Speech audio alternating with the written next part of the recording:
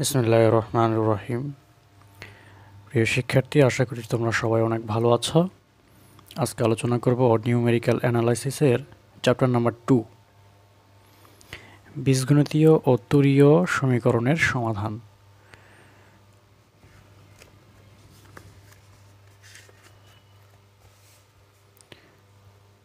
এই অধ্যায়টা শুরু করার আগে তোমাদেরকে একটা কথা বলে নিই।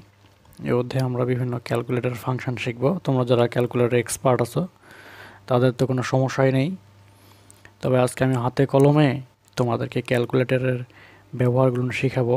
বাইসেকশন মেথডে তোমরা যদি ক্যালকুলেটর ব্যবহার করতে না পারো, তাহলে কিন্তু একটা অঙ্ক করতে তোমাদেরকে অনেক সময় লেগে যাবে। ছোট সমাধান করতেই অনেক সময় লেগে যাবে। এই জন্য আমি ক্যালকুলেটরের ফাংশনগুলো তোমাদেরকে দেখাবো।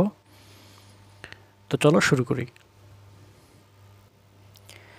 আমি বই থেকেই কয়েকটা সংজ্ঞা তোমাদেরকে দেখাই। এখানে বলছে F of x equal two 0, যেখানে F of x equal two A not x to the power N plus A one x to the power N minus one plus dot dot plus A N, যেখানে এ not equal 0। এই আকারের সমীকরণকে আমরা বলবো বীজগণিতীয় সমীকরণ। তাহলে এই আকারের সমীকরণকে আমরা বলবো বীজগণিতীয় সমীকরণ যদি এফ অফ এক্স সূচকীয়, লগারিদমিক অথবা ত্রিকোণমিতিক রাশি ধারণ করে।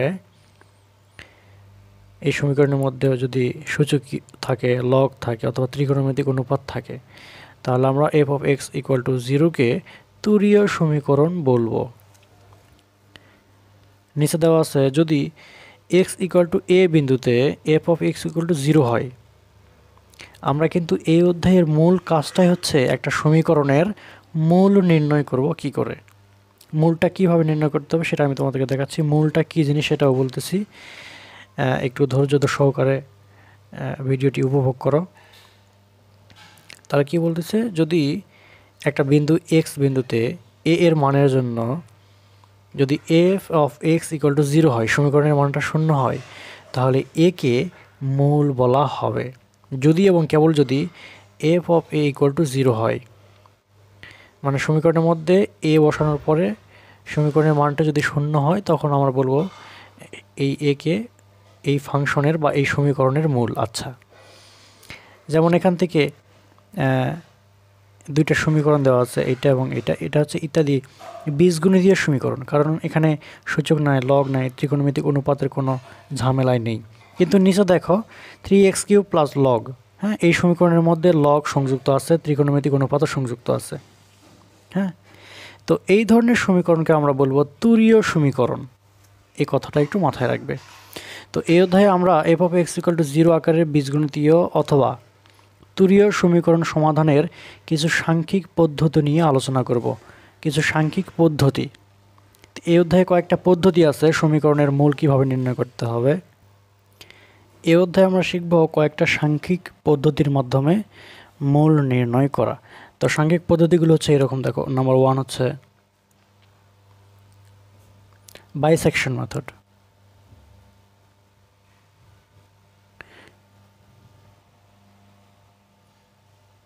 Bisection method. 2 নম্বর হচ্ছে iteration method.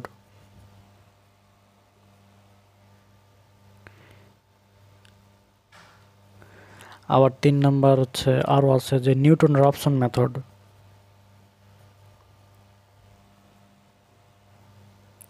Newton Raphson method. আবার হচ্ছে আরও একটা আছে পদ্ধতি, সেটা হচ্ছে ফলস মেথড। ফলসি মেথড। তো এখান থেকে আমরা এই 4টা পদ্ধতি শিখব। 4টা পদ্ধতির মাধ্যমে আমরা সমাধান নির্ণয় করা শিখব। তাহলে bisection method, iteration method, Newton Raphson method এবং ফলস মেথড। তো আমরা এই পর্বে 1 নম্বর লেকচারে আমি শুধু আলোচনা করব বাইসেকশন মেথড নিয়ে। বাইসেকশন মেথডের সাহায্যে আমরা কিভাবে একটা সমীকরণের মূল নির্ণয় করব। এখন চলো, মূলটা কী জিনিস আসলে। মনে করো একটা সমীকরণ, যে কোনো একটা সমীকরণ, মনে করো x³ minus x minus 1 equal to 0। এটা একটা সমীকরণ। তো এখানে এক্সের মান এমন একটা সংখ্যা বসানোর পর যদি এই সমীকরণের মান 0 হয় অথবা 0-এর কাছাকাছি হয়, কি বললাম, এখানে এক্সের মান এমন একটা সংখ্যা বসানোর পরে যদি মানটা 0 আসে অথবা শূন্যের খুবই কাছাকাছি আসে, তাহলে সেই মানটাকে আমরা বলবো এই সমীকরণের মূল। আমি কি কথাটা বোঝাতে পারলাম? একটু মনোযোগী দাও। একটা সমীকরণের মধ্যে এই চলকের মান বসানোর পরে যদি এই সমীকরণের মান শূন্য অথবা শূন্যর কাছাকাছি আসে, তাহলে যেই মানটা বসালাম সেই মানটাকে আমরা বলবো এই সমীকরণের মূল। কথা ক্লিয়ার না ভেজাল আছে বলো? তো চলো শুরু করি। এখন হচ্ছে আমরা বাইসেকশন মেথডের সাহায্যে কীভাবে, তবে এখান থেকে একটা থিওরি আছে বইয়ে, দেখো বাইসেকশন মেথড। আমি এটা একটু নিজের ভাষায় তোমাদেরকে বুঝে দেওয়ার চেষ্টা করব। তার আগে আমি শুধু থিওরিটা নিয়ে একটু আলোচনা করি। এখানে কি বলছে দেখো, বাইসেকশন মেথড অনেক সালের পরীক্ষায় আসছে এটা। বাইসেকশন পদ্ধতি হলো অরৈখিক সমীকরণের সমাধান নির্ণয়ের জন্য। অরৈখিক সমীকরণ তোমরা বোঝো? রৈখিক সমীকরণ মানে হচ্ছে যেই সমীকরণের চলকের ঘাত হচ্ছে 1, আর অরৈখিক মানে ঘাত 1 নয়, 2, 3 ইত্যাদি থাকতে পারে। তাহলে বাইসেকশন পদ্ধতি হলো অরৈখিক সমীকরণের সমাধান নির্ণয়ের জন্য একটা সহজ এবং বিশ্বাসযোগ্য পর্যায়ক্রমিক পদ্ধতি। পর্যায়ক্রমিক নামটা মনে রাখবে, ধারাবাহিকভাবে আমি যখন তোমাদেরকে সমাধান করে দেব তখন একদম ক্লিয়ার হবে আশা করি। এই পদ্ধতিতে একটি তত্ত্বের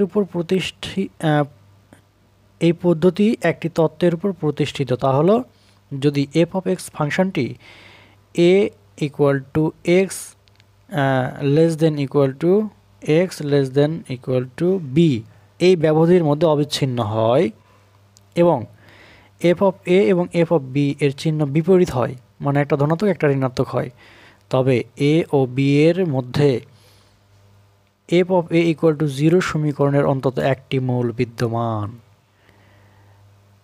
হয়তো তোমরা বুঝতে পারো নাই, আমি একটু পরে বুঝাচ্ছি খাতা কলমে। যদি মূলটি এক্স নট হয় তাহলে F of x not equal to 0, আর এই মূলটা থাকবে এ এবং বি এর মাঝখানে। আমি খাতা কলমে নিজের ভাষায় একটু তোমাদেরকে বুঝে দেওয়ার চেষ্টা করি, তারপর ডাইরেক্ট আমি বইয়ে চলে যাব। তো চলো শুরু করি। আচ্ছা, এখন হচ্ছে আমরা বাইসেকশন মেথড পদ্ধতিতে সমীকরণের মূল নির্ণয় করব। মূলটা কী জিনিস কিছুক্ষণ আগে বুঝালাম। মনে করো একটা সমীকরণের মূল, লক্ষ্য করবে এটা হচ্ছে এ, এটা হচ্ছে বি। একটা সমীকরণের মান মনে করো, এগুলো সমীকরণের মান। একটা মান হচ্ছে এ, একটা মান হচ্ছে বি। একটা বিন্দু মনে করো, এটা একটা বিন্দু, এটা একটা বিন্দু। এখানে f of a, f of b একটা হচ্ছে 0 থেকে ছোট, একটা হচ্ছে 0 থেকে বড়। এটা মনে করো ঋণাত্মক, এটা মনে করো ধনাত্মক। কারণ কি, বাইসেকশন মেথড পদ্ধতিতে অবশ্যই একটা ধনাত্মক এবং একটা ঋণাত্মক হতে হবে। কখনোই দুটা সেম চিহ্ন হবে দুটার নয় আকারে না, মনে রাখবে। তাহলে একটা সমীকরণের মূল এর মধ্যে থাকবে, এই সংখ্যাটি এবং এই সংখ্যাটির মধ্যে বিদ্যমান থাকবে। মনে করি সেই সংখ্যাটি হচ্ছে এক্স নট। মনে করি এটা হচ্ছে মূল, সমীকরণের মূল। তাহলে এই মূলটা নির্ণয়ের পদ্ধতি হচ্ছে এই বিন্দু এবং এই বিন্দু ভাগ 2, দুটা যোগ করে 2 করলাম। তাহলে এখানে এই বিন্দুতে মূলটা কিভাবে আমরা পর্যায়ক্রমিকভাবে যাচ্ছি একটু লক্ষ্য করো। এখানে এখন আমরা নির্ণয় করব এফ অফ এক্স নট। তাহলে কি নির্ণয় করলাম? মূল নির্ণয় করলাম, করার পরে চিহ্ন নির্ণয় করব। এই চিহ্নটা কি ধনাত্মক নাকি ঋণাত্মক? মনে করো এই চিহ্নটা হচ্ছে ধনাত্মক। এগুলো কেমন করে করতে হবে একটু আমি সমাধান করে দেখাবো। মনে করলাম যে এফ অফ এক্স নটের মান হচ্ছে ধনাত্মক, তার মানে মূলটা এর মধ্যে থাকবে, এর মধ্যে আর থাকবে না। এখানে ধনাত্মক, তার মানে এই ধনাত্মকটা বাদ, তার মানে এর মধ্যে আর মূলটা থাকবে না। মূলটা থাকবে কোথায়? এতটুকুর মধ্যে। বুঝতে পারলে? আচ্ছা চলো আরও একটা জিনিস দেখাই। মনে করো মূলটি হচ্ছে এই দুটোর মাঝখানে অবস্থান করতেছে, এখানে। এটাকে এক্স নট ধরছি, তাহলে এটাকে এক্স ওয়ান ধরলাম। তাহলে এখানে যদি মূলটা থাকে তাহলে এই মূল নির্ণয়ের পদ্ধতি হচ্ছে এই যে এইটা প্লাস এক্স নট ডিভাইডেড 2। বুঝতে পারলে? এখন দেখো তো এই চিহ্নটা কি এফ অফ এক্স ওয়ান, এই চিহ্ন কি ধনাত্মক নাকি ঋণাত্মক? মনে করো এই চিহ্ন হচ্ছে ঋণাত্মক বের হলো। প্রথমে মূল নির্ণয় করতেছি, তারপর চিহ্ন নির্ণয় করতেছি, মূল চিহ্ন এইভাবে যাব। তাহলে এখানে এখন দেখো এই চিহ্ন যদি ঋণাত্মক হয় তার মানে এই অংশটা বাদ, মানে এর মধ্যে মূল থাকবে না, মূলটা থাকবে হচ্ছে এখান থেকে এতটুকুর মধ্যে। এখন মনে করো এখানে একটা মূল বিদ্যমান, আমরা একদম কাছাকাছি মূল যাওয়ার চেষ্টা করতেছি, সম্ভাব্য মূল। সম্ভাব্য মূলটা কি?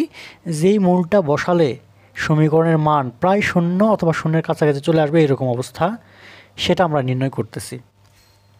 তো চলো এখানে একটা মূল নির্ণয় করব এই দুটো বিন্দুর মধ্যে, এটা ঋণাত্মক এটা ধনাত্মক। এই বিন্দুটার নাম মনে করা হচ্ছে x2। তাহলে x2 কেমন করে নির্ণয় করব? এই যে এই বিন্দুটা হচ্ছে x1 আর এই বিন্দুটা হচ্ছে x0 ভাগ 2। আমি একটু জুম করে দেখাই।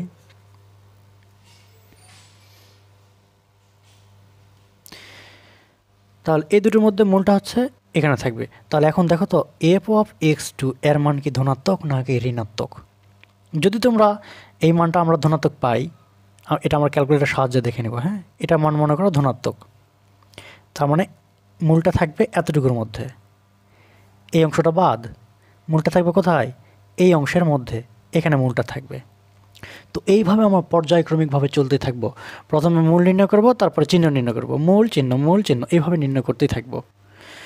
তো শেষ পর্যন্ত এই দুটো এইভাবে চলতে থাকার পরে আমরা যখন কাঙ্ক্ষিত মূলটা পেয়ে যাব, কাঙ্ক্ষিত মূল মানে কি? যে মূলের জন্য সমীকরণের মান শূন্য অথবা শূন্যের কাছাকাছি চলে আসবে, এটাকে বলা হচ্ছে কাঙ্ক্ষিত মূল। এইভাবে আমরা চলতেই থাকবো।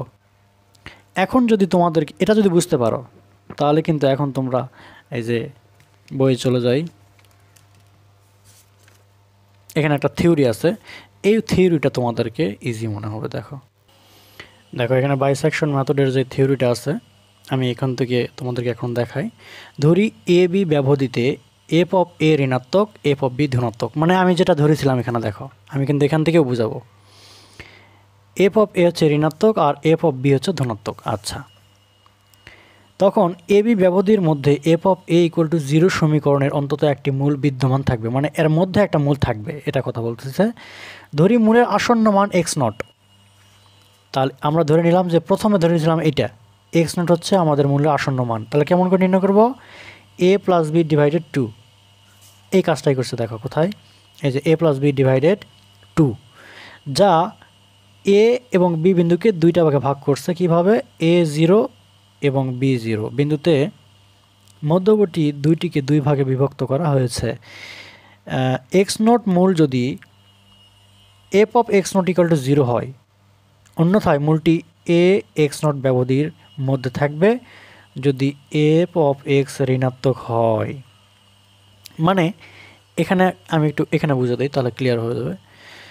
এখানে বলছে যে এফ অফ এক্স যদি এফ অফ x0 যদি ধনাত্মক হয়, তাহলে মূলটি এই মধ্যে এতটুকুর মধ্যে থাকবে, এ এবং x0 ব্যবধির মধ্যে থাকবে। কি বললাম একটু ক্লিয়ার করে দেয় আবার। যদি এফ অফ x0 ঋণাত্মক হয়, তাহলে মূলটি থাকবে এ x0 ব্যবধির মধ্যে। আবার এফ অফ x0 যদি ধনাত্মক হয়, তাহলে x0 এবং বি ব্যবধির মধ্যে আমাদের মূলটি থাকবে। সেই কথা বলছে, দেখো এই কথাই বই দেওয়া আছে। যদি ধনাত্মক হয় তাহলে মূলটি x0 বি ব্যবধির মধ্যে থাকবে। কথাটা কি বুঝতে পারলে? আবার ধরি এফ অফ x0 ধনাত্মক, ধরি এফ অফ x0 হচ্ছে ধনাত্মক, তা এবং আগের মতো এ x0 ব্যবধির দূরত্বকে দুই ভাগে বিভক্ত করি। তার মানে এই যে আমি এখানে ধরছি যে এটা যদি ধনাত্মক হয়, তাহলে মূলটি কোথায় থাকবে? এ এবং x0 ব্যবধির মধ্যে থাকবে, মানে এতটুকুর মধ্যে মূল থাকবে। আবার এই দুটো বিন্দুকে দুই খণ্ডিত করি, দুই ভাগে ভাগ করি, তাহলে এই মাঝখানের বিন্দুকে আমরা এখানে x0 তো ধরছি আমি, এটাকে x1 ধরলাম। তাহলে x1 কেমন করে নির্ণয় করব? a plus x0 divided 2। সেই কাজটা এখানে করছে, দেখো x1টা এইভাবে নির্ণয় করছে। দশমিক বিন্দুর পর কাঙ্ক্ষিত অঙ্ক বিশিষ্ট মূলের মান না পাওয়া পর্যন্ত এই পদ্ধতিতে চলতে থাকবে। মানে এইভাবে আমরা চলতে থাকব, একটা ধনাত্মক ঋণাত্মক বের করার পরে কোনটার মধ্যে মূলটা থাকবে, হ্যাঁ, এইভাবে আমরা চলতে থাকবো কাঙ্ক্ষিত মান না পাওয়া পর্যন্ত। এতটুকুই আছে আমাদের থিওরি, এটা হচ্ছে বাইসেকশন মেথডের থিওরি। বুঝতে পারলে? তোমাদের কাছে বই আছে, বইটা একটু দেখো, বইটা একবার লক্ষ্য করলে তোমরা বুঝতে পারবে। যদি কোনো প্রশ্ন থাকে বাইসেকশন মেথডের থিওরি সম্পর্কে যদি তোমাদের কোনো প্রশ্ন থাকে, তাহলে আমাদের পেইড ব্যাচের তো হোয়াটসঅ্যাপ গ্রুপ আছেই, সেখানে তোমরা নক করবে। তো চলো এখন ডাইরেক্ট আমরা সমাধান করি, কিভাবে বাইসেকশন মেথডের সমাধান করব। আমি যে বইটা ব্যবহার করতেছি এই বইয়ের মধ্যে 1, 2, 3, 4 এবং 29 নম্বর অঙ্কগুলো বাইসেকশন মেথড পদ্ধতির মাধ্যমে সমাধান করে দেওয়া আছে। 1 নাম্বার, 2 নাম্বার, এরপর হচ্ছে 3, 4, এই 4 পর্যন্ত এবং 29 নম্বর একটা অঙ্ক আছে। এগুলো হচ্ছে বাইসেকশন মেথড পদ্ধতির সাহায্যে সমাধান করে দেওয়া আছে। আমি তোমাদেরকে 2টা সমাধান করে দেখাবো, যে কোনো 2টা। এই 2টা সমাধানই যদি তোমরা বুঝতে পারো, তাহলে পৃথিবীর যত বাইসেকশন মেথড পদ্ধতি আছে সব তোমরা পারবে, সব। তো চলো শুরু করি। এটা 1 নম্বর এক্সাম্পল সালে আসে নাই, 2 নম্বর এক্সাম্পলটা আমি তোমাদেরকে একটু করে দেওয়ার চেষ্টা করব। এটা অনেক সালের পরীক্ষাতে আসছে, দেখো কতবার সালে আসছে দেখছো। আবার শিক্ষক নিবন্ধন পরীক্ষাতে আসছিল এটা 18-তে। তো এই সমাধানটার মাধ্যমেই আমি তোমাদেরকে bisection method A to Z clear করে দেওয়ার চেষ্টা করবো ইনশাল্লাহ। এখানে কি বলেছে দেখো, find the root of the equation x³ - x - 1 = 0 by bisection method correct up to 2 decimal places.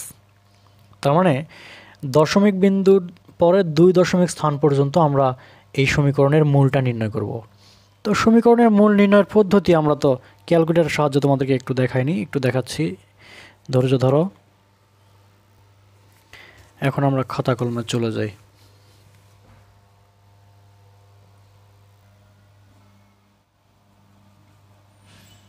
Example 2 দেওয়া আছে x³ - x - 1 = 0। এখানে মনে রাখবে সমীকরণের ডান পাশে সবসময় শূন্য নিয়ে আসতে হবে। যদি সমীকরণের ডান পাশে কোনো সংখ্যা থাকে সেটা বাম পাশে নিয়ে আসবো, নিয়ে আসার পর সমীকরণ আকারে প্রকাশ করবো, ডান পাশে যেন 0 থাকে। কথাটা মাথায় রাখবে, হ্যাঁ। তাহলে এটার আমরা বাইসেকশন মেথড পদ্ধতিতে সমাধান করব। তার কয়েকটা নিয়ম প্রথমে তোমাদেরকে দেখাই।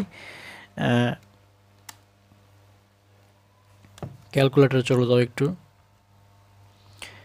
আমরা বাইসেকশন মেথড পদ্ধতিতে সমাধান করার আগে মোটটাকে কি করব দেখো, RAD নিয়ে আসবো। আবার দেখাই 1, 2, 3, 4, এই যে RAD, হ্যাঁ, এখানে চলে যাব, 2 চাপো, এই 2 চাপলাম। এখন আমরা এই পদ্ধতিতে এখন আমরা সমাধান করতে পারবো। দেখো মনে এই সমীকরণটা প্রথমে তুলে নেই। প্রথমে x³ x - 1, এই যে আলফা, এই যে x দেখতে পাচ্ছ, এই যেখানে আছে ব্র্যাকেটের উপরে, এই যে x তুললাম, এর উপরে হচ্ছে কিউব মাইনাস আলফা x - 1 সমীকরণটা তুলে নিলাম। নেওয়ার পর সমান চাপলে হবে, না চাপলে হবে তোমাদের ইচ্ছা। এরপর কি করব, এই যে শিফট ক্যালকুলেশন। এখন দেখো মানটা চলে আসবে, মানটা আসছে, দেখছো মানটা কত আসছে, 1.3247 ইত্যাদি। তাহলে এটাই হচ্ছে আমাদের কাঙ্ক্ষিত মূল, এটা কিন্তু মাথায় রাখবে। এটা আমরা ক্যালকুলেটরের সাহায্যে সহজে নির্ণয় করলাম। তার মানে আমাদের বলেছে দশমিকের পর 2 দশমিক স্থান পর্যন্ত, তার মানে অ্যান্সার আমরা পাবো হচ্ছে 1.32। এটা আমাদের অ্যান্সার, এটা আমরা আগেই বের করে নিলাম। তাহলে আমাদের যেহেতু একটা কাজ করতে হবে, যে মূলটা ধরে নিতে হবে। তোমরা কিন্তু অধৈর্য হবে না, হ্যাঁ, অধৈর্য হলে তো হেরে গেলে। এই জন্য ধৈর্য সহকারে একটু দেখো।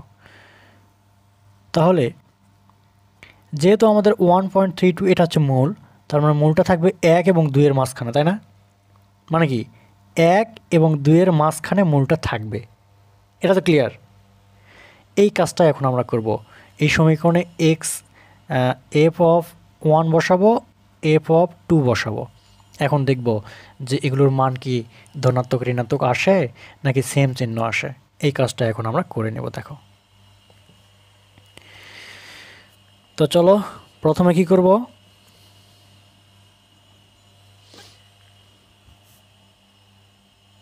ধরি F of x equal to x cube minus x minus 1, এটা ধরে নিলাম। তাহলে এফ অফ 1, এখানে 1 কেন বসালাম, এই যে মূলটা হচ্ছে এটা এবং এটার মাঝখানে, এই জন্য 1 এর উপর কিউব, এটা হচ্ছে 1 মাইনাস 1 মাইনাস 1, তাহলে মূলটা পাচ্ছি হচ্ছে মাইনাস 1, যেটা শূন্য থেকে ছোট, তার মানে এটা হচ্ছে ঋণাত্মক। ওকে, আবার এফ অফ 2 বসানোর পরে 2 এর উপরে cube minus 2 minus 1 equal to 8, 8 থেকে যদি 3 বাদ দিই তাহলে হচ্ছে 5, তার মানে এটা শূন্য থেকে বড়, তার মানে এটা হচ্ছে ধনাত্মক। এই পর্যন্ত তোমরা যদি বুঝতে পারো তাহলে অঙ্ক তোমাদের কাছে একটু ইজি মনে হতে পারে। এই পর্যন্ত তোমাদের কোনো সমস্যা আছে নাকি বলো তো? এখানে এটা হচ্ছে ঋণাত্মক, এটা হচ্ছে ধনাত্মক, তার মানে কি, যেহেতু এফ অফ 1 লেস দেন 0 এবং এফ অফ 2 গ্রেটার দেন 0, তাই না? তাহলে সুতরাং 1 এবং 2 এর মাঝে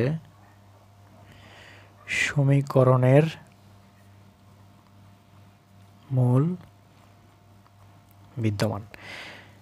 তাহলে এখানে কি করলাম, তাহলে মূলটা কোথায় থাকবে, এই যে 1 এবং 2 এর মাঝখানে মূলটা থাকবে, বুঝতে পারলে? তাহলে এখন আমরা লিখব যে প্রথম আসন্ন মান, দেখতে পাচ্ছ প্রথম আসন্ন মান এক্স নট। কীভাবে নির্ণয় করব, এই যে 1 এবং 2 যোগ করো ভাগ 2, তাহলে আমাদের মান কত আসতেছে 3, 3কে। সবসময় তোমরা ক্যালকুলেটর ব্যবহার যদি সমস্যা হয় তাহলে কিন্তু হবে না। এখানে ভাগের ক্ষেত্রে আমরা ক্যালকুলেটর ইজি ব্যবহার করব, কিন্তু ফাংশনের ক্ষেত্রে আমরা কয়েকটা পদ্ধতি অবলম্বন করব, আমি তোমাদেরকে একটু পরে দেখাচ্ছি। তাহলে এখানে 3কে 2 দ্বারা ভাগ করলে 1.5, তার মানে আমি তোমাদেরকে একটা রাফ করে দেখাই। রাফটা হচ্ছে এরকম,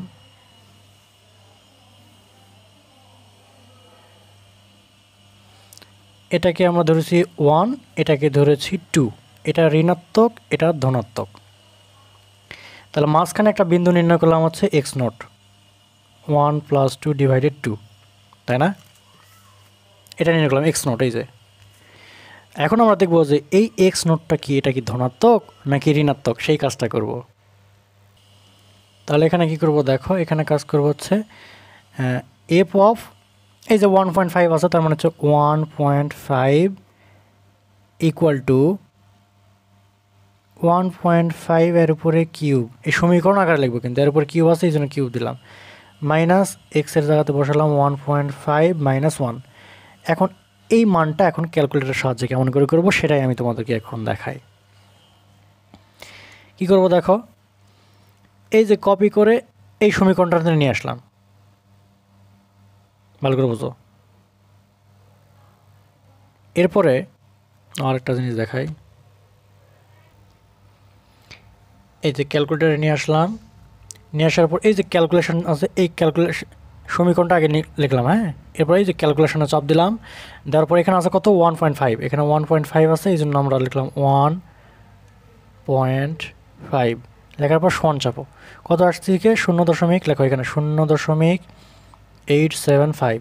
দেখো তো এটা শূন্য থেকে বড় না, মানে ধনাত্মক না। এই কাজটা আমরা এখন এখানে করে নিব। তার মানে এফ অফ এক্স নট হচ্ছে ধনাত্মক, তার মানে মূলটা কোথায় থাকবে, মূলটা কিন্তু এই পাশে থাকবে না, মূলটা থাকবে হচ্ছে এতটুকুর মধ্যে, এর মাঝে মূলটা থাকবে। আমি কি বুঝাতে পারতেছি?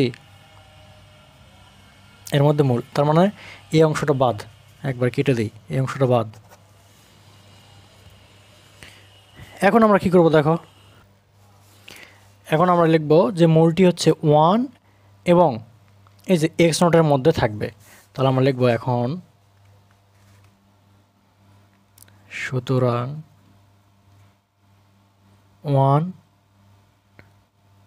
1 এবং 1.5 এর মধ্যে মূলটি বিদ্যমান। এখন লিখব যে দ্বিতীয় আসন্ন মান।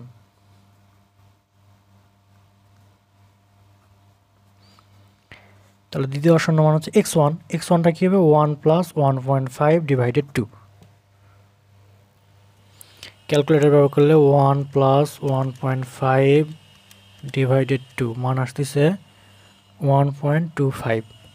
এখন আমরা কি নির্ণয় করবো? এই যে f of x1 divided f of 1.25, এটা লিখলেই হবে। হ্যাঁ, আর কিছু লেখার প্রয়োজন নেই, এইভাবে লিখলেই হবে।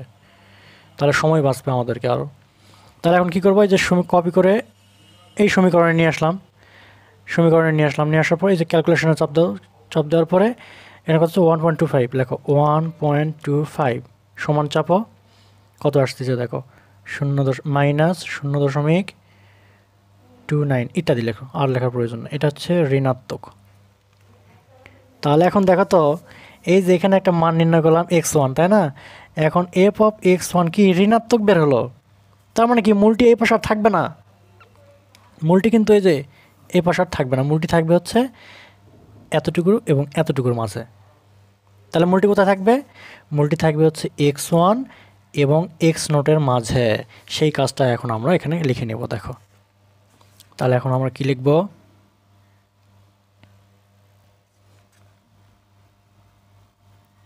সুতরাং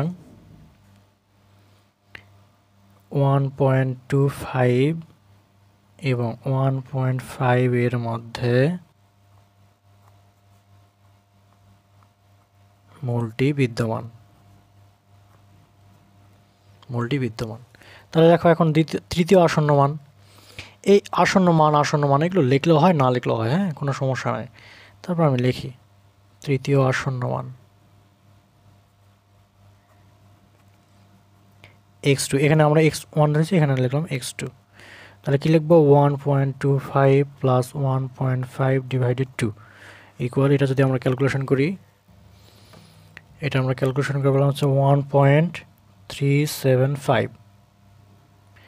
এখন আমরা কি করব? এই যে f অফ x2 নির্ণয় করব। এইভাবে চলতে থাকবে, বুঝছো?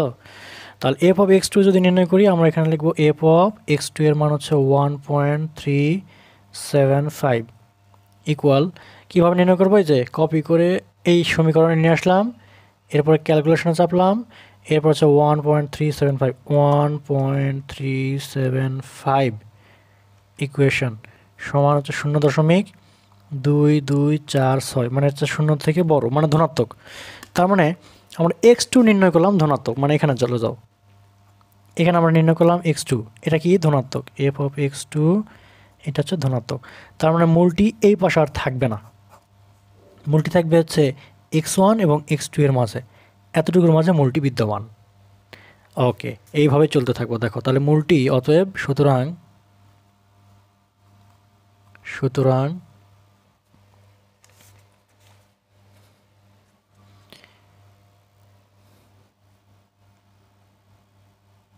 1.25 এবং 1.375 মানে হচ্ছে এটা হচ্ছে x1 এবং এটা হচ্ছে x2 এর মধ্যে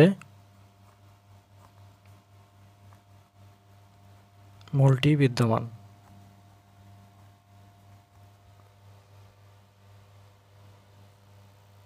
তাহলে এখন আমরা নির্ণয় করব চতুর্থ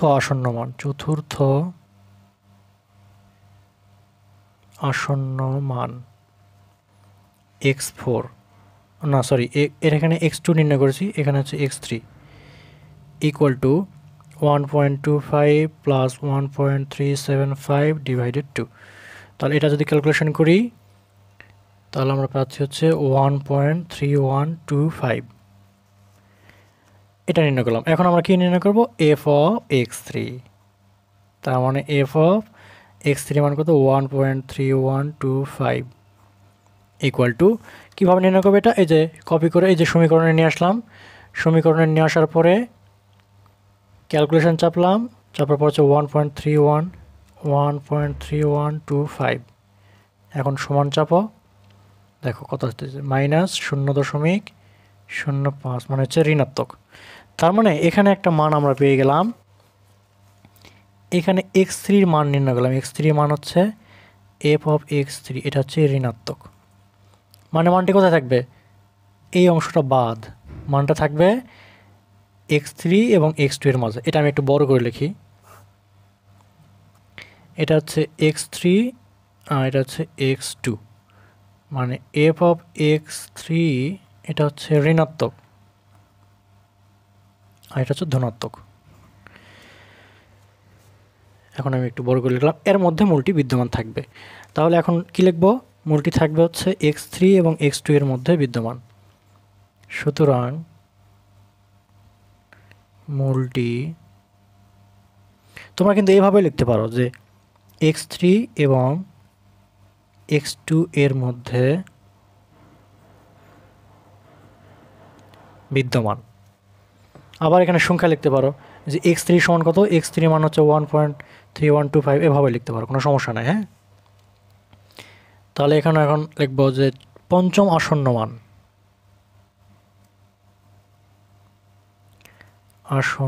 মান,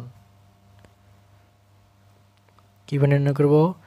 x4 ইকুয়াল টু x3 কত 1.3125 প্লাস x2 কত, x2 হচ্ছে 1.375 ডিভাইডেড 2। এটা যদি আমরা এখন ক্যালকুলেশন করি কত আসতেছে, তাহলে দেখে এখানে মান আসতেছে হচ্ছে 1.34375। এতগুলো লিখলে হবে, না লিখলে হবে, কোনো সমস্যা নেই, কিন্তু আমি পুরোটাই লিখে নিলাম। তাহলে এই মানটা আসতেছে। এখন যদি আমরা এখানে f(x4) নির্ণয় করি, তার মানে f(1.34375) সমান, কপি করে সেই সমীকরণে নিয়ে আসো। নিয়ে আসার পরে ক্যালকুলেশন চাপো, চাপার পর হচ্ছে লেখো 1.34375 সমান চাপো। সমান চাপার পর মান আসছে যে 0.08, মানে হচ্ছে ধনাত্মক। যদি ধনাত্মক হয় তার মানে এখানে দেখো, এখন এর মাঝখানে একটা x4 নির্ণয় করেছি, যেটার মান হচ্ছে x4 হচ্ছে ধনাত্মক। তার মানে এই ধনাত্মকটা বাদ, মানে মূলটা থাকবে হচ্ছে এটা এবং এটার মধ্যে। মূলটা কোথায় থাকবে? x3 এবং x4 এর মধ্যে মূলটি বিদ্যমান। তাহলে আমরা লিখব যে এখন, সুতরাং মূলটি x3 এবং x4 এর মধ্যে অবস্থিত বা বিদ্যমান। তাহলে আমরা এখন ষষ্ঠ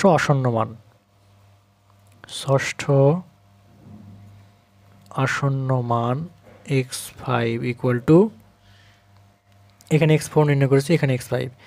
তাহলে এখানে নির্ণয় করবো হচ্ছে x3 কত, x3 হচ্ছে 1.3125 প্লাস x4 কত, x4 হচ্ছে 1.34375 ডিভাইডেড 2।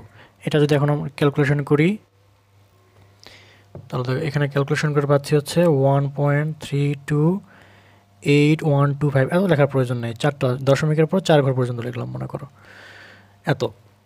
তাহলে এখন আমরা এখানে কি নির্ণয় করব দেখো তো, এখানে এখন নির্ণয় করব f(x5). f(x5) এর মান কত? 1.3281। এখন যদি এটা আমি নির্ণয় করি, কেমন করে নির্ণয় করবো? এই যে সমীকরণের এই সমীকরণ নিয়ে আসলাম, এরপরে ক্যালকুলেশন চাপলাম, চাপার পর লিখবো 1.3281। এখন সমান চাপো, কত আসতেছে? 0.014 ইত্যাদি। এটা হচ্ছে ধনাত্মক। এটা যদি ধনাত্মক হয় তাহলে এখন দেখো তো মূলটি কোথায় থাকবে। মানে আমরা নির্ণয় করলাম x5, নির্ণয় করলাম এখানে x5, আর x5টা হচ্ছে ধনাত্মক। তার মানে এটা বাদ, মূলটা থাকবে x3 এবং x5 এর মধ্যে। তাহলে মূলটি থাকবে হচ্ছে x3 এবং x5 এর মধ্যে। এই কথাটা এখন লিখে নাও। পরের পেজে চলে যাই। সুতরাং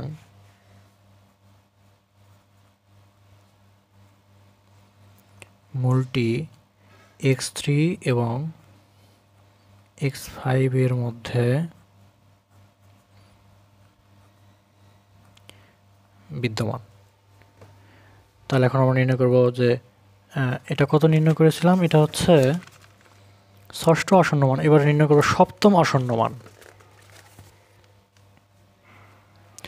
সপ্তম আসন্ন মান তাহলে x6।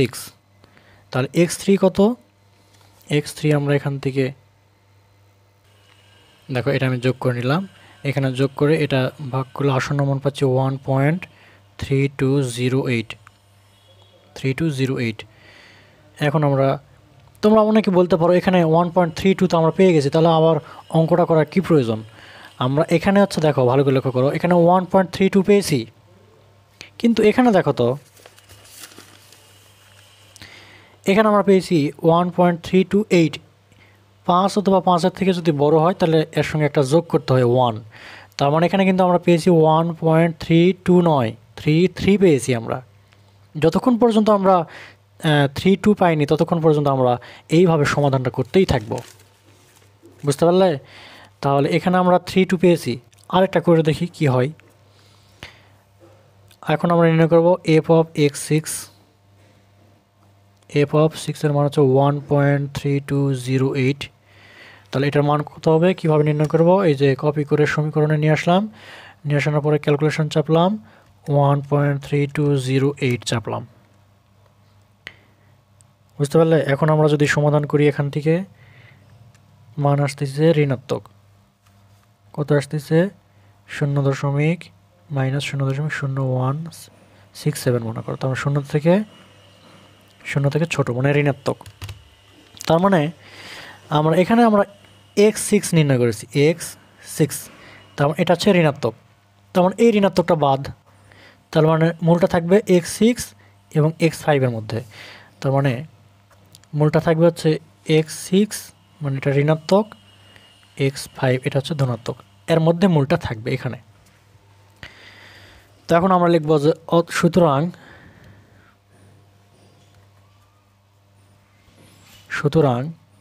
x6 এবং x5 এর মধ্যে মূলটি বিদ্যমান। তাহলে এখানে অষ্টম আসন্ন মান x7 ইকুয়াল টু, তাহলে x6 কত, এখানে x6 পাইছি হচ্ছে 1.3208। x5 কত, x5 এই পাশে আমরা পেয়েছি, এক মিনিট, আচ্ছা এখানে এখন লিখে নিলাম আমরা হচ্ছে, এটা হচ্ছে x6, এটা হচ্ছে x5। ও এখানে একটা জিনিস খেয়াল করো, এখানে হচ্ছে 3 হবে, হ্যাঁ এখানে হচ্ছে 3, ক্যালকুলেশন করতে ভুল গেছে। তাহলে এই মানটা যখন আমরা নির্ণয় করব তাহলে কি করব, 1.3203 প্লাস 1.3281 ভাগ 2, আমরা পাচ্ছি হচ্ছে এখানে 1.3242। এখানে একটা জিনিস খেয়াল করো, এখানে 1.32 পেয়েছি, এখানে 4 আছে, আবার এখানে 1.32 পেয়েছি, তার মানে এই অংশটা আমরা সেম টু সেম পাইছি। দেখো যেহেতু আমাদের প্রশ্নে বলেছে যে দশমিকের পর 2 দশমিক স্থান পর্যন্ত সমাধান করতে হবে, তার মানে 2 দশমিক স্থান পর্যন্ত আমরা পেয়ে গেছি, আর আমাদের সমাধান করার প্রয়োজন নেই। আমরা এই পর্যন্তই আমরা কাঙ্ক্ষিত মানগুলো নির্ণয় করতেছিলাম। তাহলে এখানে যদি আমরা x7 নির্ণয় করি, তাহলে x7 কত, এটা ধনাত্মক না ঋণাত্মক সেটা একটু দেখি আমি কীভাবে নির্ণয় করবে। f of x7 equal to 1.3242, সমীকরণে চলে যাও, এরপর ক্যালকুলেশন চাপো, 1.3242 সমান, দেখো এই মানটা ঋণাত্মক চলে আসতে -0.002 মানে ঋণাত্মক। তার মানে আরও যদি আমরা নির্ণয় করতে চাই, মানে এটা যদি ঋণাত্মক হয়, তার মানে এই ঋণাত্মকটা বাদ, মানে মূলটা থাকবে হচ্ছে এটা এবং এটার মাঝে, x7 এবং x5 এর মধ্যে মূলটি বিদ্যমান থাকবে। কিন্তু আমরা মান তো আমরা পেয়ে গেছি, আসন্ন মান আমরা পেয়ে গেছি, তাহলে আর কোনো সমাধান করার প্রয়োজন নাই, আমাদের এই পর্যন্তই করতে হবে। তাহলে এখন আমরা কি লিখব, অতএব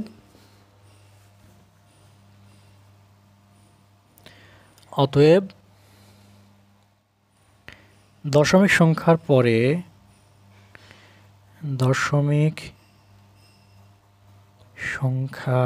পরে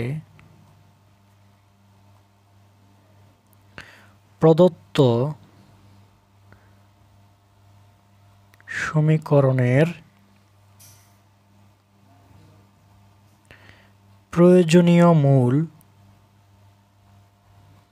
প্রয়োজনীয় মূলটি হচ্ছে 1.32। এটা আমাদের সমাধান। আমি কিন্তু একবারে এক্সপ্লেইন